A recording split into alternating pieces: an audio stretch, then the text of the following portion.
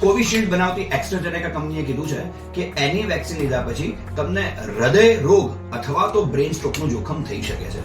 બસ આ કબૂલાત પછી એટલી ખબર પડી જાય કે વેક્સિન એ દુનિયાનું સૌથી મોટું સ્કેમ હતું. અને જોડે જોડે એ ડિબેટનો પણ અંત આવી જાય કે કોવિશિલ્ડ સારી કે કોવેક્સ સારી. અને જોવા જેવી વસ્તુ એક્ઝેક્ટલી આ છે કે બહુ જ બધા ડોક્ટરો એવું પણ એ સમય કહેતા હતા કે ભાઈ આવી વેક્સિનની કોઈ આડઅસર હોઈ ના શકે. બસ આવા ડોક્ટરોની પણ આજકાલ તો બોલતી બંધ જ છે. જોવા જેવી વસ્તુ એક્ઝેક્ટલી આ છે કે જ્યારે તમે જાણો છો કે કોવેક્સ ભારત બાયોટેકે બનાવી, જ્યારે કોવિશિલ્ડ એક ફોરેનની કંપનીએ બનાવી, આપણા પ્રધાનમંત્રી શ્રીએ પણ કોવેક્સિન લીધી છે, અમિત શાહે બી કોવેક્સિન લીધી છે, અમિતાભ બચ્ચન, રજનીકાંત જેવા વ્યક્તિઓએ પણ કોવેક્સિન લીધી છે. મારું એવું માનવું છે કે ઇન્ડિયાના 90% લોકો આ વ્યક્તિના ઇન્ફ્લુઅન્સમાં છે. જ્યારે તમારા રોલ મોડલ જ કોવેક્સને પ્રમોટ કરતા હતા તો તમારે કોવિશિલ્ડ લેવાની શું જરૂર હતી? હા, ફોરેન જવું અને મજબૂરીમાં તમે કોવિશિલ્ડ લીધી હોય તો વાત અલગ છે. બાકી આમાં મને હંમેશા એવું લાગે છે કે ઇન્ડિયન મેન્ટાલિટી અહીંયા કામ કરી ગઈ, કારણ કે કોવેક્સિન